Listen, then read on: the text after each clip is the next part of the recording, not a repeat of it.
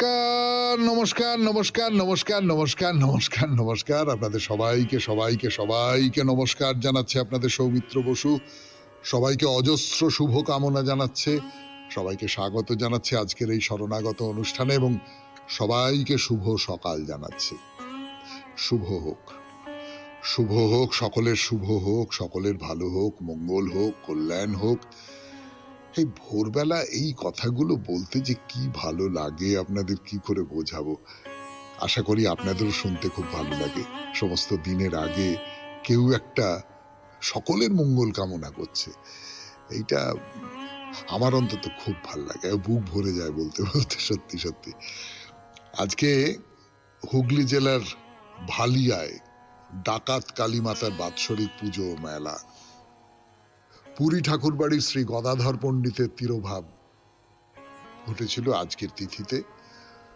শ্রী কুলদানন্দ ব্রহ্মচারীর তিরোভাব হয়েছিল আজকের তিথিতে। কামরূপ কামাখ্যা ধামে মহামেলা হচ্ছে এবং আজকে বিশ্ব ক্রীড়া দিবস। বিশ্ব ক্রীড়া দিবস।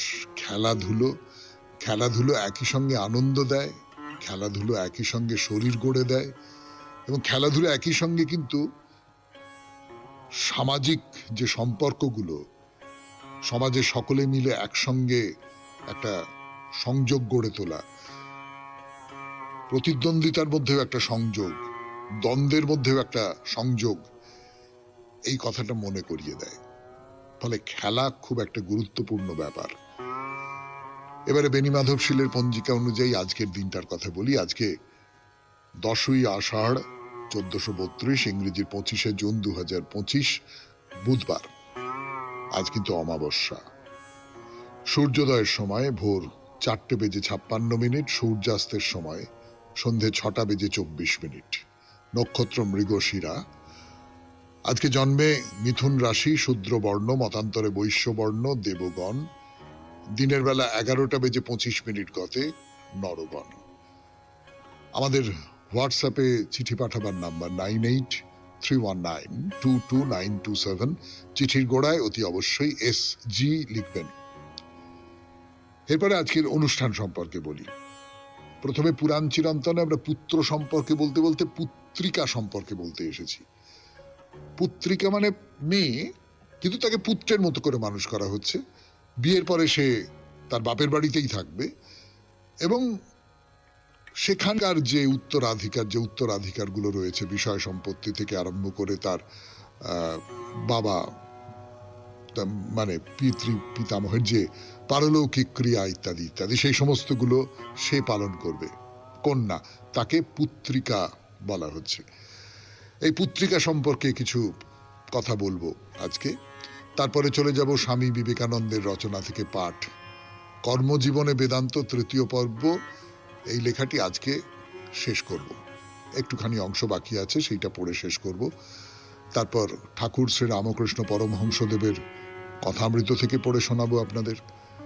শোনাবো স্বামী গোকুলানন্দের রচনা থেকে মানসিক চাপ কি করে জয় করতে হয়, আপনাদের চিঠিপত্র এবং শেষে বাইরে দূরে। 92.7 বিগ FM এ শরণাগত অনুষ্ঠান শুনছেন। আমি আছি আপনাদের সঙ্গে, আপনাদের সৌমিত্র বসু। ফিরে আসছি পুরাণ চিরন্তন নিয়ে। ফিরে এলাম গানের পর। 92.7 বিগ FM এ শরণাগত অনুষ্ঠান শুনছেন। পুত্রিকা পুত্র, এবং পুত্রিকা পুত্র মানে কোনো মেয়েকে তাকে নিজের বংশে ধরে রাখা, বিয়ের পরেও সে আমার বংশেই থাকবে, এইটা কিন্তু রীতিমতো শাস্ত্র অনুমোদিত ব্যাপার এবং তার জন্য যা যা কিছু করা দরকার, যাগযজ্ঞ, বিধি নিয়ম, সেই সমস্ত পালন করে এই কাজটা করা হতো। তো সবচেয়ে ভালো উদাহরণ যেটা, সবচেয়ে আমি বলবো ভালো উদাহরণের চেয়েও যেটা বলতে চাই সেটা হচ্ছে যে সবচেয়ে মনে রাখা উদাহরণ যেটা, সেটা হচ্ছে চিত্রাঙ্গদা। কি তার বাইরে আদি প্রজাপতি যিনি দক্ষ, তার কথা বলি আপনাদের। পুরাণ বলছে যে যখন পরপর দুবার দক্ষের সহস্র সহস্র পুত্র সংসার ত্যাগ করে চলে গেল মোক্ষ লাভ করবার জন্য, সব ছেলেরা মোক্ষ লাভ করবার জন্য সংসার ত্যাগ করে চলে গেল, তাহলে পৃথিবীটা বাঁচবে, মানে পৃথিবী বলতে আমি বলছি যে মানুষ বাঁচবে কি করে, মানুষের সভ্যতা বাঁচবে কি করে, এ তো মহা মুশকিল হলো। তারপরে আর দক্ষের কোনো পুত্র সন্তান হলো না। তো এই পুত্ররা মোক্ষ লাভের জন্য চলে যাওয়ার পর দক্ষের 60টা বা কেউ কেউ বলেন না 60টা নয় 50টা মেয়ে জন্মালো। মেয়ে জন্মালো তখন দক্ষ তাদের পুত্রিকা রূপে স্বীকৃতি দিলেন, এবং তাদের যখন সন্তান হলো তখন দক্ষ বললেন যে এই পুত্র লাভ করেছি আমি, অর্থাৎ তাদের সন্তান দক্ষের বংশের সন্তান হলো। এবং এই পুত্রিকা পুত্রকে কিন্তু পুত্রের স্বীকৃতি দেওয়া হয়েছে আমাদের প্রাচীন শাস্ত্রে। মনুসংহিতায় বলা হয়েছে, বশিষ্ঠ স্মৃতিতে বলা হয়েছে, নারদ স্মৃতিতে বলা হয়েছে যে পুত্রিকা পুত্র যে সে কিন্তু পুত্র। কিন্তু মেয়ের স্বামীর যেহেতু সেই পুত্রের উপর কোনো অধিকার থাকে না, পুত্রেরা ওই যে তাদের বাবার ঔরসের কোনো স্বীকৃতি পায় না, সেই জন্য এই স্মৃতিশাস্ত্রকারেরা পুত্রিকা ধর্ম ব্যাপারটাকে খুব পছন্দ করেননি। আর মনু তো এক ধাপ এগিয়ে গিয়ে কথা বলেছেন যে যে মেয়ের ভাই নেই, পুত্রিকা ধর্মের আশঙ্কায় তাকে বিয়ে করাই উচিত নয়। অর্থাৎ যে মেয়েটির ভাই নেই সে পুত্রিকা হয়ে থেকে যাবে, তার বাপের বাড়িতে থেকে যাবে, তাকে বিয়ে করো না, বিয়ে করাই উচিত নয়। এটা মনু বলেছেন, মনু সংহিতায় বলা আছে, কিন্তু এইটা প্রাচীন শাস্ত্রকারেরা মানতেন না। সেই কথা বলবো একটু 92.7 বিগ এফএম এ শরণাগত অনুষ্ঠানে। ছিলাম মনুর মধ্যে তো অনেক কট্টর ব্যাপার ছিল, সে কথা আমরা সবাই জানি। সেই কথা বলছি 92.7 বিগ এফএম এর শরণাগত অনুষ্ঠানে, যে মনু বলছেন যে ওই রকম মেয়ে যে বাপের বাড়িতেই থেকে যাবে বা বাপের বাড়ির পরিচয় পরিচিত হবে, তার পুত্র সন্তানরাও পরিচিত হবে, ওই মেয়েকে বিয়ে করার দরকার নেই। কিন্তু প্রাচীন যে শাস্ত্র, সেই প্রাচীন শাস্ত্র কিন্তু এই ব্যাপারে অনেক উদার ছিল। দক্ষের জামাতা যিনি ধর্ম কিংবা কশ্যপ, তাদের পুত্রিকা পত্নী লাভ করতে কোনো রকম সংকোচ তারা করেননি, এবং তাদের স্ত্রীদের গর্ভে যে সমস্ত পুত্ররা জন্মেছে তারা শুধু তাদের যে দাদামশাই মানে মাতামহ যাকে বলে, মাতামহকে নয় বাবাকেও বংশধর প্রজাপতির মর্যাদায় স্থাপন করেছেন, এবং সে ব্যাপারে কোনো রকমের সামাজিক বিবাদ হয়নি, কোনো রকম আইনি বিবাদ কিছু হয়নি। অর্থাৎ পুত্রিকা পুত্র যারা, তারা কিন্তু একই সঙ্গে তার যে বাবার যে বংশ এবং মায়ের বংশ, এই দুই বংশেরই সন্তান হতে পেরেছেন। পুত্র নিয়ে অনেক কথা বলা হলো না, অনেক কথা বলা হলো। এবারে পুত্র গীতা নিয়ে দুটো কথা বলি আপনাদের। শুনেছেন কখনো পুত্র গীতার কথা? মহাভারতের শান্তি পর্বে ভীষ্ম যুধিষ্ঠিরকে অনন্ত কালক্ষয় এবং তার মধ্যে মানুষের কর্তব্য নিয়ে উপদেশ দিতে গিয়ে এক বাবা আর ছেলের কথা বলেছিলেন, তাকেই বলে পুত্র গীতা। পুরাকালে এক ব্রাহ্মণের মেধাবী বলে একটি ছেলে ছিল, খুব জ্ঞানী ছেলে। তো সে বেদ পাঠ করে। সেই মেধাবী তার বাবাকে বারবার আয়ুক্ষয়ের মধ্যে বুদ্ধিমান মানুষের ধর্মাচরণের ধরন সম্পর্কে প্রশ্ন করেন। তো জ্ঞানী ব্রাহ্মণ মেধাবীকে বলেছিলেন, ব্যক্তির কর্তব্য ব্রহ্মচর্য অবলম্বন করে বেদ পাঠ শেষ করে এইবারে পিতৃগণের ঋণ শোধ করবার জন্য পুত্র উৎপাদনের ইচ্ছে পোষণ করা, যথাবিধানে অগ্নি স্থাপন করে যজ্ঞ করাও পুত্রের অন্যতম কর্তব্য। শেষে সেই মানুষ তপস্যার ইচ্ছে সংসার ত্যাগ করে বনে চলে যাবেন। মেধাবী আর তার বাবা এই নিয়ে কথা বলেন যে মৃত্যু আর মুক্তি দুটোই তো মানুষের দেহে অবস্থান করে। যা কিছু আমার কাম্য অল্প আয়ুর মধ্যে সেগুলো আমি পাই না, সেটাই হচ্ছে দুঃখের মূল কারণ। তার ফলে কোনো মানুষ যখন মারা যায় তখন অপ্রাপ্তির যে কষ্ট তাই নিয়েই মারা যায়। সুতরাং যা কিছু কাম্য কর্ম সেগুলো খুব তাড়াতাড়ি শেষ করা উচিত, কারণ কখন মৃত্যু আসবে তা তো আমরা জানি না। জীবন অনিত্য, কাজে ধার্মিক হয়ে জীবনযাপনটাই ঠিক পথ। মহাবিষ্ট হয়ে কর্মকে ধীরে সুস্থে করব, আচ্ছা ঠিক আছে, এইটা করা ঠিক নয়। সুতরাং হিংসা, কাম, ক্রোধ ত্যাগ করে সুখ আর দুঃখকে সমান ভেবে নিবৃত্তির পথে মুক্তি লাভ হয়। শেষ করলাম পুরাণ চিরন্তন। এরপর স্বামী বিবেকানন্দের রচনা থেকে পাঠ।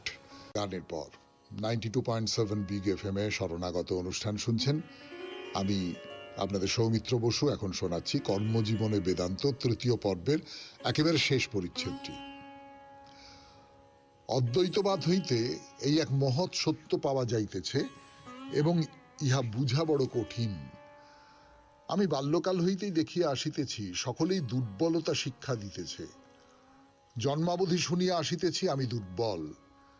এখন আমার পক্ষে আমার স্বকীয় অন্তর্নিহিত শক্তি উপলব্ধি করা কঠিন হইয়া পড়িয়াছে, কিন্তু যুক্তি বিচারের দ্বারা দেখিতে পাইতেছি আমাকে শুধু আমার নিজের অন্তর্নিহিত শক্তি সম্বন্ধে জ্ঞান লাভ করিতে হইবে, তাহা হইলেই সব হইয়া গেল।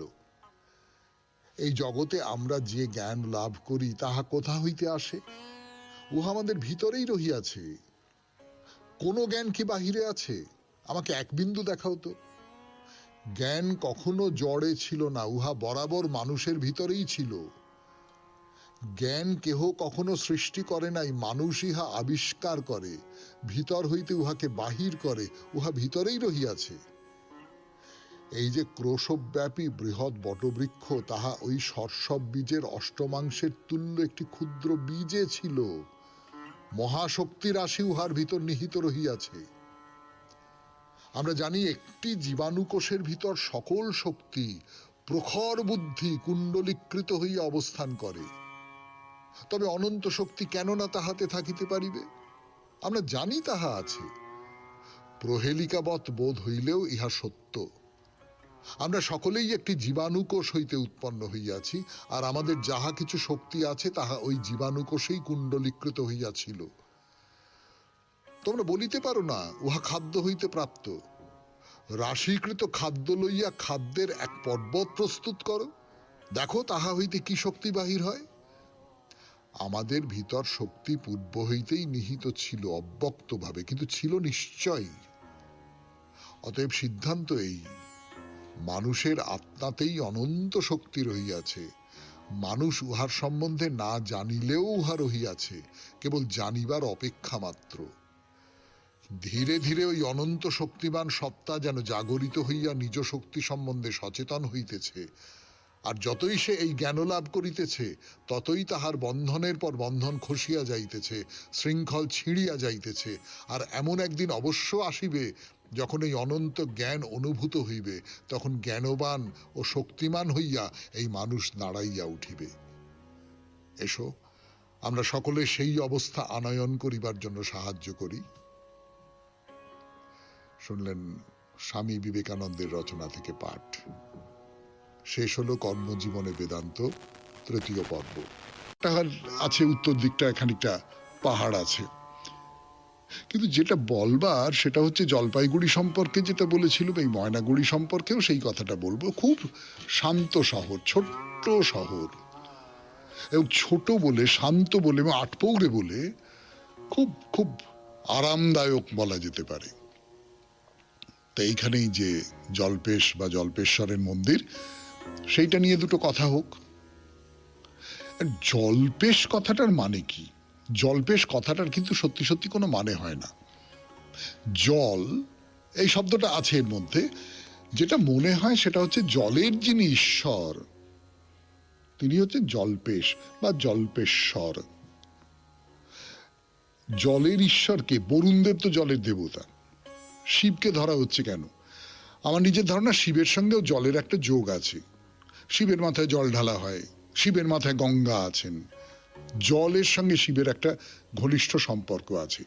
তো সেই জল্পেশ বা জল্পেশ্বর মন্দির আমরা দর্শন করব, কিন্তু আজকে না, আজকে আর সময় হবে না। আবার আগামী পরশু আপনাদের দেখাবো এই জল্পেশ্বর মন্দির। খানিকটা দেখাবো, পুরোটা দেখাতে পারবো না। এরকম করেই চলবে আমাদের দেখানো দর্শনের পালা।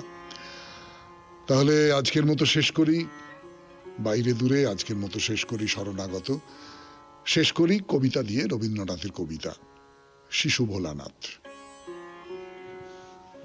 ওরে মোর শিশু ভোলানাথ, তুলি দুই হাত যেখানে করিস পদপাত, বিষম তাণ্ডবে তোর লণ্ডভণ্ড হয়ে যায় সব। আপন বিভব আপনিন করিস নষ্ট হেলা ভরে, প্রলয়ের ঘূর্ণ চক্র পরে চূর্ণ খেলেনার ধুলি উড়ে দিকে দিকে। আরেকবার গোড়া থেকে বলি, হ্যাঁ।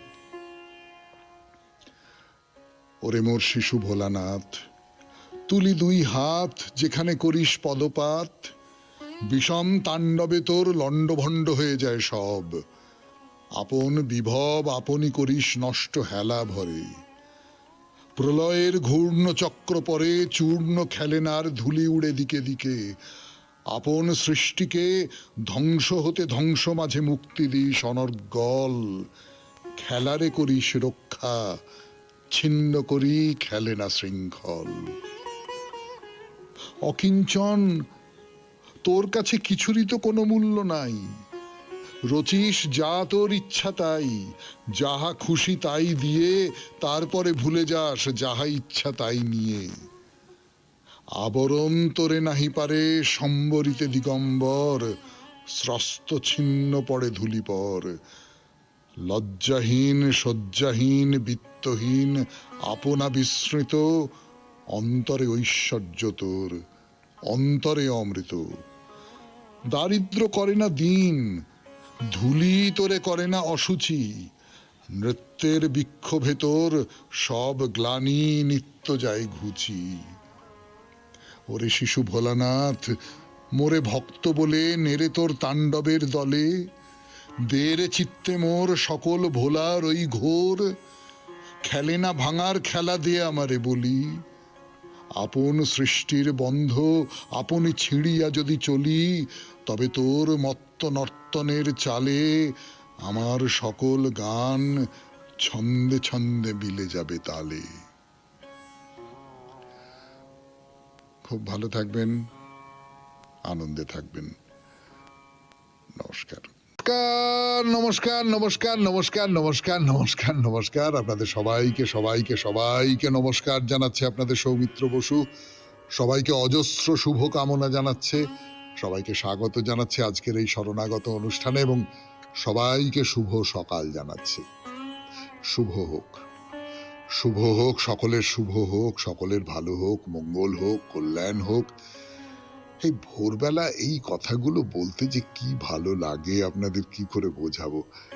আশা করি আপনাদেরও শুনতে খুব ভালো লাগে। সমস্ত দিনের আগে কেউ একটা সকলের মঙ্গল কামনা করছে, এইটা আমার অন্তত খুব ভালো লাগে, বুক ভরে যায় বলতে বলতে। সত্যি সত্যি আজকে হুগলি জেলার ভালিয়ায় ডাকাত কালী মাতার বাৎসরিক পুজো মেলা। পুরী ঠাকুরবাড়ির শ্রী গদাধর পণ্ডিতের তিরোভাব ঘটেছিল আজকের তিথিতে।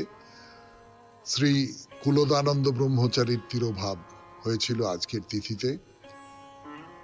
কামরূপ কামাখ্যা ধামে মহা মেলা হচ্ছে, এবং আজকে বিশ্ব ক্রীড়া দিবস। বিশ্ব ক্রীড়া দিবস, খেলাধুলো একই সঙ্গে আনন্দ দেয়, খেলাধুলো একই সঙ্গে শরীর গড়ে দেয়, এবং খেলাধুলো একই সঙ্গে কিন্তু সামাজিক যে সম্পর্কগুলো, সমাজে সকলে মিলে একসঙ্গে একটা সংযোগ গড়ে তোলা, প্রতিদ্বন্দ্বিতার মধ্যেও একটা সংযোগ, দ্বন্দ্বের মধ্যেও একটা সংযোগ, এই কথাটা মনে করিয়ে দেয়। ফলে খেলা খুব একটা গুরুত্বপূর্ণ ব্যাপার।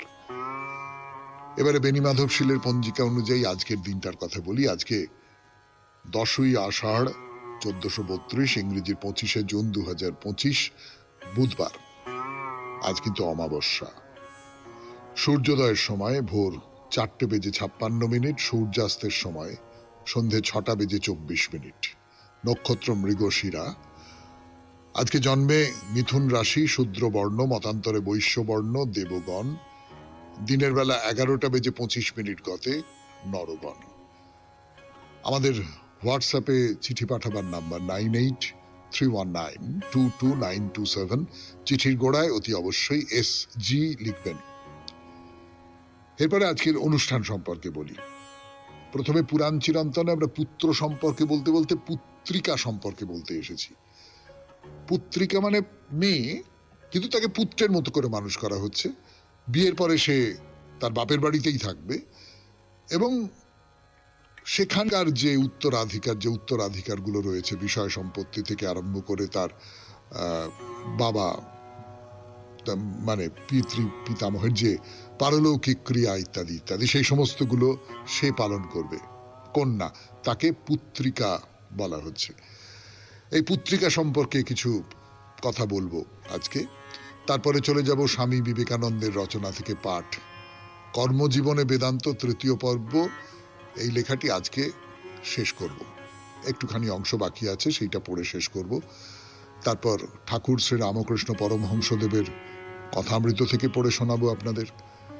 শোনাবো স্বামী গোকুলানন্দের রচনা থেকে মানসিক চাপ কি করে জয় করতে হয়, আপনাদের চিঠিপত্র, এবং শেষে বাইরে দূরে 92.7 বিগ FM এ শরণাগত অনুষ্ঠান শুনছেন।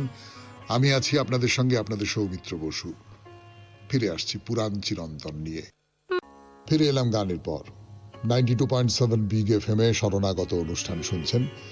পুত্রিকা পুত্র, এবং পুত্রিকা পুত্র মানে কোনো মেয়েকে তাকে নিজের বংশে ধরে রাখা, বিয়ের পরেও সে আমার বংশেই থাকবে, এইটা কিন্তু রীতিমতো শাস্ত্র অনুমোদিত ব্যাপার। এবং তার জন্য যা যা কিছু করা দরকার, যাগযজ্ঞ, বিধি নিয়ম, সেই সমস্ত পালন করে এই কাজটা করা হতো। তো সবচেয়ে ভালো উদাহরণ যেটা, আমি বলবো ভালো উদাহরণের চেয়েও যেটা বলতে চাই সেটা হচ্ছে যে সবচেয়ে মনে রাখা উদাহরণ যেটা, সেটা হচ্ছে চিত্রাঙ্গদা। কি তার বাইরে আদি প্রজাপতি যিনি দক্ষ, তার কথা বলি আপনাদের। পুরাণ বলছে যে যখন পরপর দুবার দক্ষের সহস্র সহস্র পুত্র সংসার ত্যাগ করে চলে গেল মোক্ষ লাভ করবার জন্য, সব ছেলেরা মোক্ষ লাভ করবার জন্য সংসার ত্যাগ করে চলে গেল, তাহলে পৃথিবীটা বাঁচবে, মানে পৃথিবী বলতে আমি বলছি যে মানুষ বাঁচবে কি করে, মানুষের সভ্যতা বাঁচবে কি করে, এ তো মহা মুশকিল হলো। তারপরে আর দক্ষের কোনো পুত্র সন্তান হলো না। তো এই পুত্ররা মোক্ষ লাভের জন্য চলে যাওয়ার পর দক্ষের 60টা, বা কেউ কেউ বলেন না 60টা নয় 50টা মেয়ে জন্মালো। মেয়ে জন্মালো, তখন দক্ষ তাদের পুত্রিকা রূপে স্বীকৃতি দিলেন।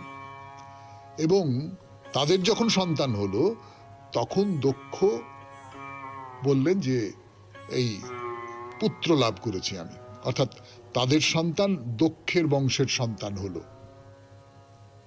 এবং এই পুত্রিকা পুত্রকে কিন্তু পুত্রের স্বীকৃতি দেওয়া হয়েছে আমাদের প্রাচীন শাস্ত্রে। মনুসংহিতায় বলা হয়েছে, বশিষ্ঠ স্মৃতিতে বলা হয়েছে, নারদ স্মৃতিতে বলা হয়েছে যে পুত্রিকা পুত্র যে সে কিন্তু পুত্র। কিন্তু মেয়ের স্বামীর যেহেতু সেই পুত্রের উপর কোনো অধিকার থাকে না, পুত্রেরা ওই যে তাদের বাবার ঔরসের কোনো স্বীকৃতি পায় না, সেই জন্য এই স্মৃতিশাস্ত্রকারেরা পুত্রিকা ধর্ম ব্যাপারটাকে খুব পছন্দ করেননি। আর মনু তো এক ধাপ এগিয়ে গিয়ে কথা বলেছেন যে যে মেয়ের ভাই নেই, পুত্রিকা ধর্মের আশঙ্কায় তাকে বিয়ে করাই উচিত নয়। অর্থাৎ যে মেয়েটির ভাই নেই সে পুত্রিকা হয়ে থেকে যাবে, তার বাপের বাড়িতে থেকে যাবে, তাকে বিয়ে করো না, বিয়ে করাই উচিত নয়। এটা মনু বলেছেন, মনু সংহিতায় বলা আছে। কিন্তু এইটা প্রাচীন শাস্ত্রকারেরা মানতেন না। সেই কথা বলবো একটু 92.7 বিগ FM এ শরণাগত অনুষ্ঠানে। ছিলাম মনুর মধ্যে তো অনেক কট্টর ব্যাপার ছিল, সে কথা আমরা সবাই জানি। সে কথা বলছি 92.7 বিগ FM এ শরণাগত অনুষ্ঠানে, যে মনু বলছেন যে ওই রকম মেয়ে যে বাপের বাড়িতেই থেকে যাবে বা বাপের বাড়ির পরিচয় পরিচিত হবে, তার পুত্র সন্তানরাও পরিচিত হবে, ওই মেয়েকে বিয়ে করার দরকার নেই। কিন্তু প্রাচীন যে শাস্ত্র, সেই প্রাচীন শাস্ত্র কিন্তু এই ব্যাপারে অনেক উদার ছিল। দক্ষের জামাতা যিনি ধর্ম কিংবা কশ্যপ, তাদের পুত্রিকা পত্নী লাভ করতে কোনো রকম সংকোচ তারা করেননি, এবং তাদের স্ত্রীদের গর্ভে যে সমস্ত পুত্ররা জন্মেছে তারা শুধু তাদের যে দাদামশাই মানে মাতামহ যাকে বলে, মাতামহকে নয় বাবাকেও বংশধর প্রজাপতির মর্যাদায় স্থাপন করেছেন, এবং সে ব্যাপারে কোনো রকমের সামাজিক বিবাদ হয়নি, কোনো রকম আইনি বিবাদ টিবাদ কিছু হয়নি। অর্থাৎ পুত্রিকা পুত্র যারা, তারা কিন্তু একই সঙ্গে তার যে বাবার যে বংশ এবং মায়ের বংশ, এই দুই বংশেরই সন্তান হতে পেরেছেন। পুত্র নিয়ে অনেক কথা বলা হলো না, অনেক কথা বলা হলো। এবারে পুত্র গীতা নিয়ে দুটো কথা বলি আপনাদের। শুনেছেন কখনো পুত্র গীতার কথা?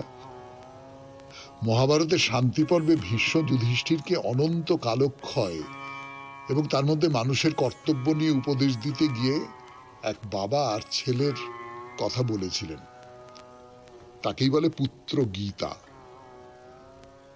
পুরাকালে এক ব্রাহ্মণের মেধাবী বলে একটি ছেলে ছিল, খুব জ্ঞানী ছেলে। তো সে বেদ পাঠ করে। সেই মেধাবী তার বাবাকে বারবার আয়ুক্ষয়ের মধ্যে বুদ্ধিমান মানুষের ধর্মাচরণের ধরন সম্পর্কে প্রশ্ন করেন। তো জ্ঞানী ব্রাহ্মণ মেধাবীকে বলেছিলেন, ব্যক্তির কর্তব্য ব্রহ্মচর্য অবলম্বন করে বেদ পাঠ শেষ করে এইবারে পিতৃগণের ঋণ শোধ করবার জন্য পুত্র উৎপাদনের ইচ্ছে পোষণ করা, যথাবিধানে অগ্নিস্থাপন করে যজ্ঞ করাও পুত্রের অন্যতম কর্তব্য। শেষে সেই মানুষ তপস্যার ইচ্ছে সংসার ত্যাগ করে বনে চলে যাবেন। মেধাবী আর তার বাবা এই নিয়ে কথা বলেন যে মৃত্যু আর মুক্তি দুটোই তো মানুষের দেহে অবস্থান করে। যা কিছু আমার কাম্য অল্প আয়ুর মধ্যে সেগুলো আমি পাই না, সেটাই হচ্ছে দুঃখের মূল কারণ। তার ফলে কোনো মানুষ যখন মারা যায় তখন অপ্রাপ্তির যে কষ্ট তাই নিয়েই মারা যায়। সুতরাং যা কিছু কাম্য কর্ম সেগুলো খুব তাড়াতাড়ি শেষ করা উচিত, কারণ কখন মৃত্যু আসবে তা তো আমরা জানি না। জীবন অনিত্য, কাজে ধার্মিক হয়ে জীবনযাপনটাই ঠিক পথ। মহাবিষ্ট হয়ে কর্মকে ধীরে সুস্থে করব, আচ্ছা ঠিক আছে, এইটা করা ঠিক নয়। সুতরাং হিংসা কাম ক্রোধ ত্যাগ করে সুখ আর দুঃখকে সমান ভেবে নিবৃত্তির পথে মুক্তি লাভ হয়। শেষ করলাম পুরাণ চিরন্তন। এরপর স্বামী বিবেকানন্দের রচনা থেকে পাঠ। গানের পর 92.7 বিগ FM এ শরণাগত অনুষ্ঠান শুনছেন। আমি আপনাদের সৌমিত্র বসু এখন শোনাচ্ছি কর্মজীবনে বেদান্ত তৃতীয় পর্বের একেবারে শেষ পরিচ্ছেদটি। অদ্বৈতবাদ হইতে এই এক মহৎ সত্য পাওয়া যাইতেছে এবং ইহা বুঝা বড় কঠিন। আমি বাল্যকাল হইতেই দেখিয়া আসিতেছি সকলেই দুর্বলতা শিক্ষা দিতেছে।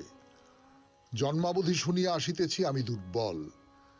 এখন আমার পক্ষে আমার স্বকীয় অন্তর্নিহিত শক্তি উপলব্ধি করা কঠিন হইয়া পড়িয়াছে, কিন্তু যুক্তি বিচারের দ্বারা দেখিতে পাইতেছি আমাকে শুধু আমার নিজের অন্তর্নিহিত শক্তি সম্বন্ধে জ্ঞান লাভ করিতে হইবে, তাহা হইলেই সব হইয়া গেল। এই জগতে আমরা যে জ্ঞান লাভ করি তাহা কোথা হইতে আসে? উহা আমাদের ভিতরেই রহিয়াছে। কোন জ্ঞান কি বাহিরে আছে? আমাকে এক বিন্দু দেখাও তো। জ্ঞান কখনো জড়ে ছিল না, উহা বরাবর মানুষের ভিতরেই ছিল। জ্ঞান কেহ কখনো সৃষ্টি করে নাই, মানুষ ইহা আবিষ্কার করে, ভিতর হইতে উহাকে বাহির করে, উহা ভিতরেই রহিয়াছে। এই যে ক্রোশব্যাপী বৃহৎ বটবৃক্ষ, তাহা ওই সর্ষব বীজের অষ্টমাংশের তুল্য একটি ক্ষুদ্র বীজে ছিল। মহাশক্তি রাশি উহার ভিতর নিহিত রহিয়াছে। আমরা জানি একটি জীবাণুকোষের ভিতর সকল শক্তি প্রখর বুদ্ধি কুণ্ডলীকৃত হইয়া অবস্থান করে। তবে অনন্ত শক্তি কেন না তাহাতে থাকিতে পারিবে? আমরা জানি তাহা আছে, প্রহেলিকাবৎ বোধ হইলেও ইহা সত্য। আমরা সকলেই একটি জীবাণুকোষ হইতে উৎপন্ন হইয়াছি, আর আমাদের যাহা কিছু শক্তি আছে তাহা ওই জীবাণুকোষেই কুণ্ডলীকৃত হইয়াছিল। তোমরা বলিতে পারো না উহা খাদ্য হইতে প্রাপ্ত। রাশীকৃত খাদ্য লইয়া খাদ্যের এক পর্বত প্রস্তুত করো, দেখো তাহা হইতে কি শক্তি বাহির হয়। আমাদের ভিতর শক্তি পূর্ব হইতেই নিহিত ছিল অব্যক্তভাবে, কিন্তু ছিল নিশ্চয়ই। অতএব সিদ্ধান্ত এই, মানুষের আত্মাতেই অনন্ত শক্তি রহিয়াছে। মানুষ উহার সম্বন্ধে না জানিলেও উহা রহিয়াছে, কেবল জানিবার অপেক্ষা মাত্র। ধীরে ধীরে ওই অনন্ত শক্তিমান সত্তা যেন জাগরিত হইয়া নিজ শক্তি সম্বন্ধে সচেতন হইতেছে, আর যতই সে এই জ্ঞান লাভ করিতেছে ততই তাহার বন্ধনের পর বন্ধন খসিয়া যাইতেছে, শৃঙ্খল ছিঁড়িয়া যাইতেছে। আর এমন একদিন অবশ্য আসিবে যখন এই অনন্ত জ্ঞান অনুভূত হইবে, তখন জ্ঞানবান ও শক্তিমান হইয়া এই মানুষ দাঁড়াইয়া উঠিবে। এসো আমরা সকলে সেই অবস্থা আনয়ন করিবার জন্য সাহায্য করি। শুনলেন স্বামী বিবেকানন্দের রচনা থেকে পাঠ। শেষ হলো কর্মজীবনে বেদান্ত তৃতীয় পর্ব। আছে উত্তর দিকটা খানিকটা পাহাড় আছে, কিন্তু যেটা বলবার সেটা হচ্ছে জলপাইগুড়ি সম্পর্কে যেটা বলেছিলাম, এই ময়নাগুড়ি সম্পর্কেও সেই কথাটা বলবো। খুব শান্ত শহর, ছোট্ট শহর, এবং ছোট বলে, শান্ত বলে এবং আটপৌরে বলে খুব খুব আরামদায়ক বলা যেতে পারে। তো এইখানেই যে জল্পেশ বা জল্পেশ্বরের মন্দির, সেইটা নিয়ে দুটো কথা হোক। জল্পেশ কথাটার মানে কি? জল্পেশ কথাটার কিন্তু সত্যি সত্যি কোনো মানে হয় না। জল এই শব্দটা আছে এর মধ্যে, যেটা মনে হয় সেটা হচ্ছে জলের যিনি ঈশ্বর তিনি হচ্ছে জল্পেশ বা জল্পেশ্বর। জলের ঈশ্বরকে, বরুণদেব তো জলের দেবতা, শিবকে ধরা হচ্ছে কেন? আমার নিজের ধারণা শিবের সঙ্গেও জলের একটা যোগ আছে।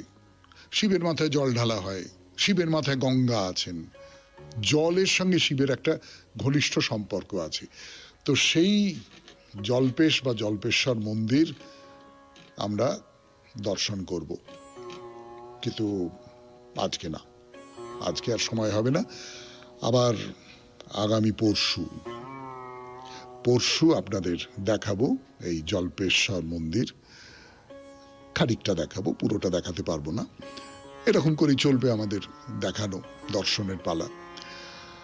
তাহলে আজকের মতো শেষ করি, বাইরে দূরে আজকের মতো শেষ করি, শরণাগত শেষ করি কবিতা দিয়ে, রবীন্দ্রনাথের কবিতা শিশু ভোলানাথ। ওরে মোর শিশু ভোলানাথ, তুলি দুই হাত যেখানে করিস পদপাত, বিষম তাণ্ডবে তোর লণ্ডভণ্ড হয়ে যায় সব। আপন বিভব আপনিন করিস নষ্ট হেলা ভরে, প্রলয়ের ঘূর্ণ চক্র পরে চূর্ণ খেলেনার ধুলি উড়ে দিকে দিকে। আরেকবার গোড়া থেকে বলি, হ্যাঁ। ওরে মোর শিশু ভোলানাথ, তুলি দুই হাত যেখানে করিস পদপাত, বিষম তাণ্ডবে তোর লণ্ডভণ্ড হয়ে যায় সব। আপন বিভব আপনি করিস নষ্ট হেলা ভরে, প্রলয়ের ঘূর্ণ চক্র পরে চূর্ণ খেলেনার ধুলি উড়ে দিকে দিকে। আপন সৃষ্টিকে ধ্বংস হতে ধ্বংস মাঝে মুক্তি দিস অনর্গল, খেলারে করিস রক্ষা ছিন্ন করি খেলে না শৃঙ্খল। অকিঞ্চন, তোর কাছে কিছুরই তো কোনো মূল্য নাই, রচিস যা তোর ইচ্ছা তাই, যাহা খুশি তাই দিয়ে তারপরে ভুলে যাস যাহা ইচ্ছা তাই নিয়ে। আবরণ তোরে নাহি পারে সম্বরিতে দিগম্বর, স্রস্ত ছিন্ন পড়ে ধূলিপর। লজ্জাহীন শয্যাহীন বিত্তহীন আপনা বিস্মৃত, অন্তরে ঐশ্বর্য তোর অন্তরে অমৃত। দারিদ্র করে না দিন, ধূলি তোরে করে না অসুচি, নৃত্যের বিক্ষোভে তোর সব গ্লানি নিত্য যায় ঘুচি। ওরে শিশু ভোলানাথ, মোরে ভক্ত বলে নেড়ে তোর তাণ্ডবের দলে, দের চিত্তে মোর সকল ভোলার ওই ঘোর, খেলে না ভাঙার খেলা দিয়ে আমারে বলি, আপন সৃষ্টির বন্ধ আপনি ছিঁড়িয়া যদি চলি, তবে তোর মত্ত নর্তনের চালে আমার সকল গান ছন্দে ছন্দে মিলে যাবে তালে। খুব ভালো থাকবেন, আনন্দে থাকবেন। নমস্কার নমস্কার নমস্কার নমস্কার নমস্কার নমস্কার নমস্কার। আপনাদের সবাইকে সবাইকে সবাইকে নমস্কার জানাচ্ছে আপনাদের সৌমিত্র বসু। সবাইকে অজস্র শুভ কামনা জানাচ্ছে, সবাইকে স্বাগত জানাচ্ছে আজকের এই শরণাগত অনুষ্ঠানে, এবং সবাইকে শুভ সকাল জানাচ্ছে। শুভ হোক, শুভ হোক, সকলের শুভ হোক, সকলের ভালো হোক, মঙ্গল হোক, কল্যাণ হোক। এই ভোরবেলা এই কথাগুলো বলতে যে কি ভালো লাগে আপনাদের কি করে বোঝাবো। আশা করি আপনাদেরও শুনতে খুব ভালো লাগে। সমস্ত দিনের আগে কেউ একটা সকলের মঙ্গল কামনা করছে, এইটা আমার অন্তত খুব ভালো লাগে, বুক ভরে যায় বলতে বলতে। সত্যি সত্যি আজকে হুগলি জেলার ভালিয়ায় ডাকাত কালী মাতার বাৎসরিক পুজো মেলা। পুরী ঠাকুরবাড়ির শ্রী গদাধর পণ্ডিতের তিরোভাব ঘটেছিল আজকের তিথিতে। শ্রী কুলদানন্দ ব্রহ্মচারীর তিরোভাব হয়েছিল আজকের তিথিতে। কামরূপ কামাখ্যা ধামে মহা মেলা হচ্ছে,